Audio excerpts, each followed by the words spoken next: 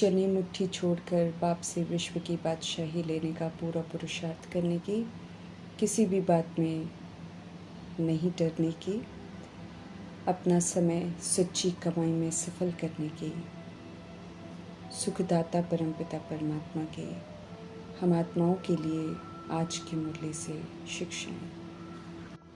सच्ची गीता सुनाने वाले सच्चे परमपिता परमात्मा हम आत्माओं को सच्ची गीता का पाठ पढ़ने का, उसे अमल में लाकर पढ़ाने की समझ देते हैं। इस विधि से नष्ट मोह स्मृति स्वरूप भव का वरदान प्राप्त कर लेंगे। सच्ची गीता ज्ञान का पहला पाठ है कि हम सब अशरीरी आत्मा थे, अब पुनः परमात्मा फरमान करते हैं कि अशरीरी बनो। अशरीरी बनना अर्थात आवाज़ से परे हो जाना, एक सेकंड में संकल्प से परे स्वरूप में स्थित हो जाना, कार्य प्रति शारीरिक भान में आना और फिर सेकंड में अशरीरी हो जाना। तब सब परिस्थितियों का सामना कर सकेंगे। समझ देते हैं कि जैसे बाप दादा अशरीरी से शरीर में आते हैं, वैसे ही हमें भी अशरीरी हो करके शरीर में आना है, अव्यक्त स्थिति में स्थित होकर फिर व्यक्त में आना है। तो जैसे इस शरीर को छोड़ना और शरीर को लेना ये अनुभव सभी को है, ऐसे ही जब चाहे तब शरीर का भान छोड़कर अशरीरी बन जाना है और जब चाहे तब शरीर का आधार लेकर कर्म करना है। बिल्कुल ऐसे ही अनुभव हो जैसे कि ये स्थूल चोला जो है वो अलग है और चोले को धारण करने वाली मैं आत्मा अलग हूँ।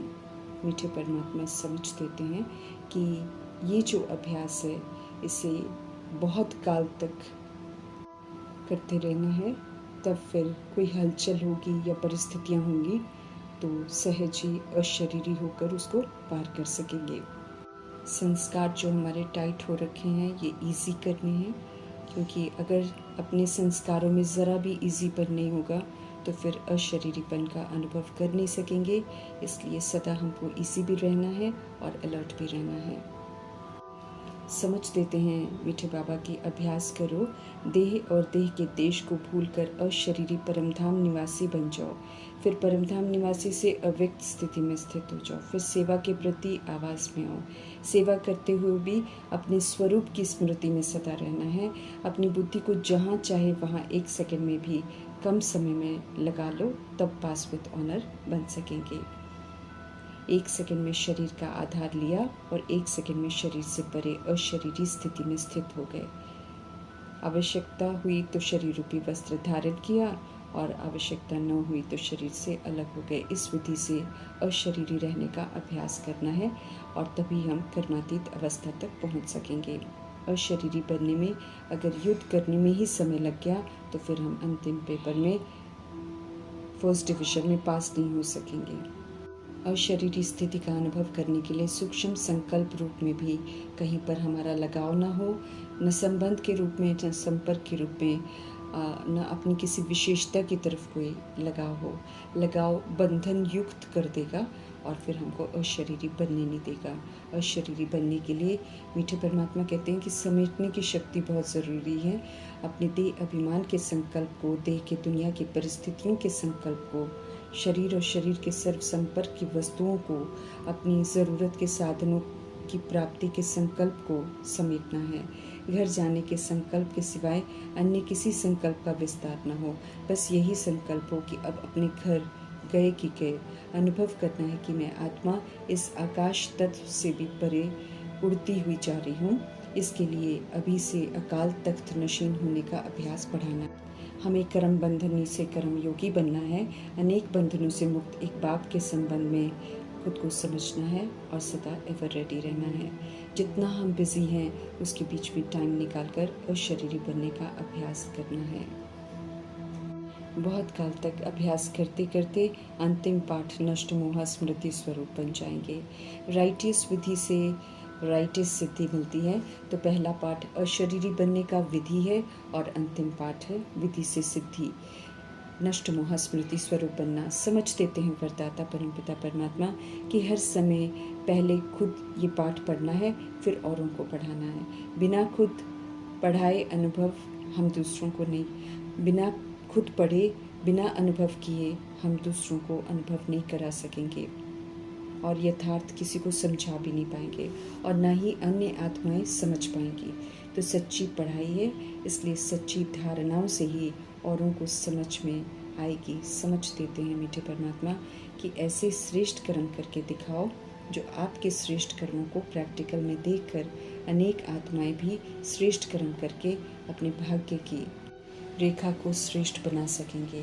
अब आत्माएं सुनना नहीं चाहती हैं बल्कि श्रेष्ठ कर्म देखना चाहती हैं, इसलिए करने प्रति पूरा अटेंशन रखना है। पहला पाठ और अंतिम पाठ पक्का करने वाले ही ईश्वरीय पढ़ाई में पास विद ऑनर बनते हैं। परमात्मा स्नेह शक्तिशाली बनाता है, शिक्षाओं से युक्तियों से विस्मृत होने नहीं देता है, समय पर शिक्षाएं याद रहती हैं।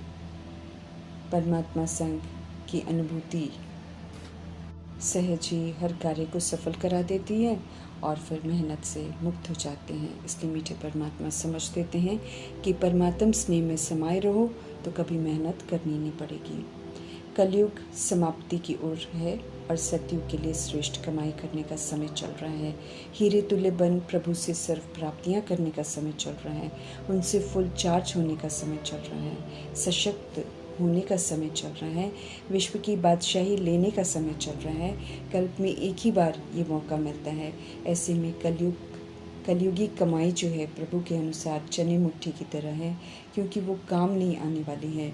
शरीर निर्वाह अर्थ कमाना है, लेकिन दिन रात उसी के पीछे समय लगाना व्यर्थ है। इसलिए जाने जानहार परमपिता परमात्मा समझ देते हैं कि श्रीमत पर चलकर बाप के मददगार बनो, स्व परिवर्तन करो, सेवा करो, सभी को सत्य से परिचित कराते चलो, पवित्रता और शांति का डोनेशन दो और सत्य परमात्मा का नाम पाला करो।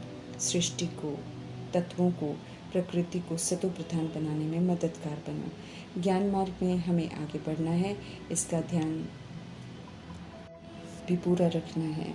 अगर हम बढ़ रहे हैं तो प्रभु द्वारा बताई गई निशानियों को खुद में चेक करना है।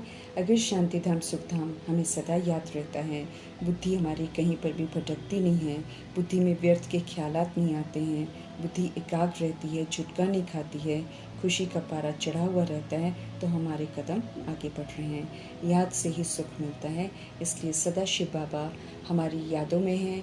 शिवालय, शांति धाम और सुख धाम दोनों याद रहे, शांति और सुख की प्राप्ति होती है। हम सब संगम युग पर हैं, शांति धाम सुख धाम में जाने के लायक बनना है, इसलिए दोनों ही याद हमें रहनी चाहिए, क्योंकि इन दोनों धाम में जाने के लिए संस्कार जो है सतुगुणी और सतयुगी चाहिए। इसलिए दुख धाम भूल जाना चाहिए, दुख धाम की कमी कमजोरियों को यूज़ नहीं करना है। दुख धाम वैशाल्य अब ख़त्म होना है, जो ख़त्म होना है उसे भूलना है, और शांति धाम जहाँ जाना है और सुख धाम जहाँ लौट कर फिर आना है वो हमें याद रहना चाहिए। माया के विघ्न ज़रूर पड़ते हैं, उसका प्रभाव हम पर न पड़े, हमें झुटके नहीं आए, इसलिए प्रभु बार बार हम आत्मा को कहते हैं कि मन को मुझ में लगाओ, अर्थात मन मनाभव हो जाओ। समझ देते हैं कि अगर हमारा चिंतन चलता रहे कि पहले सुख धाम शिवालय में जाएंगे, पहले शांति धाम शिवालय में जाएंगे, फिर सुख धाम शिवालय में आएंगे, तो ऐसे याद करने से भी हमारे पाप कटते जाएंगे। दुख धाम को याद करने से पाप बनते हैं, इसलिए सही विधि की याद से हमें कदम आगे बढ़ाने हैं, और कोई ख्यालात चलते हैं तो औरों को भी हम नुकसान पहुंचाने के निमित्त बन जाते हैं। अपना भी नुकसान होता है तो दूसरे का भी नुकसान होता है। कुछ समझते नहीं तो फिर गफलत करते हैं, सावधान होकर नहीं बैठते, याद में नहीं रहते, व्यर्थ ख्यालात चलाते रहते हैं, तो फिर बुद्धि भटकती है, तो प्रभु की सभा में विघ्न डालते हैं। पुरुषोत्तम संगम युग शिवालय वैशाल्य का स्पष्टीकरण कर अच्छी तरह समझाने की श्रेष्ठ मत दे रहे हैं, ताकि लोगों को अच्छी रीति अंतर समझ में आ जाए। शिव बाबा बाप टीचर सदगुरु बनकर सत्य परमात्मा आए हैं, लेकिन सीमित समय के लिए आए हैं। हम आत्माएं धीरे धीरे करेंगे तो वे हमारे लिए रुकेंगे नहीं, थोड़े समय में चले जाएंगे। उनकी मौजूदगी में हम आत्माओं का जगना बहुत ज़रूरी है, परंतु परमपिता परमात्मा कहते हैं कि सब जगते नहीं हैं, इसलिए कुमारियों को खास समझ दे रहे हैं कि कलयुग की पढ़ाई और कमाई में अपना समय बर्बाद मत करो। समझ देते हैं कि कितनी भी कमाई क्यों ना हो, है वो मुट्ठी चने के बराबर, तो वो सारी खलास हो जाएगी।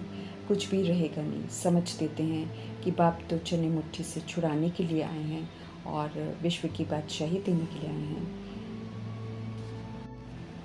समझ देते हैं कि कलयुगी कमाई तो पाई पैसे की कमाई है, उसके पीछे हमें हैरान नहीं होना है। ईश्वरीय पढ़ाई पढ़ने से दिमाग हमारा खुलेगा। सभी को बताना है कि बाप आए हैं शिवालय स्थापन करने। समझ देते हैं कि यहाँ का सब कुछ मिट्टी में मिलने वाला है। चने जो कमा रहे हैं वो भी नसीब नहीं होने हैं। जब ख़त्म हो जाएंगे तो अभी सब ख़त्म हो जाएंगे, तो अभी समय बहुत थोड़ा है। दिन प्रतिदिन हालत ख़राब होती जाती हैं, आफतें मौत भी अचानक होती रहती हैं, धन दौलत सब रह जाता है। काम क्रोध लोभ मोह अहंकार बंदर बना है, जिससे छुड़ाने के लिए प्रभु आए हैं। हमें सुधरना है और औरों को सुधारने में मददगार बनना है, कमाल करके दिखाना है। प्रभु जो विश्व की बादशाही दे रहे हैं, तो वही जो लेंगे वो हमारे साथ रहेगी। बाकी तो चलने में सब है। जो मनुष्य इकट्ठा कर रहे हैं वो तो किसी के भी नसीब में नहीं आएंगे, सब खत्म हो जाएंगे। इसलिए बेहतर है कि बाप से हम बादशाही लें। समय है बाप को याद करने का, स्वदर्शन चक्र फिराने का, ज्ञान रतन रूपी हीरे जवाहरों से मुट्ठी भरकर जाने का। ऐसे में हमें विश्व की बादशाही लेने का पुरुषार्थ करना चाहिए। ज्ञान रूपी हीरों से जो हम भरेंगे वही रह जाएगा, बाकी सब विनाश हो जाएगा। 63 जन्म विकारों वश हमने पाप किए हैं। दूसरा पाप बाप और देवताओं की ग्लानि कराई है, तो बाप को कण कण में सर्वव्यापी कहना पाप है, और देवताओं को कामी क्रोधी हिंसात्मक दिखाना भी पाप है। अभी पाप आत्मा से पुण्य आत्मा बनना है। इसलिए मीठे परमात्मा समझ देते हैं कि हमें अब टाइम बिल्कुल गंवाना नहीं चाहिए। न खुद को भूलना है कि आत्मा है, और न बाप को याद करना भूलना है।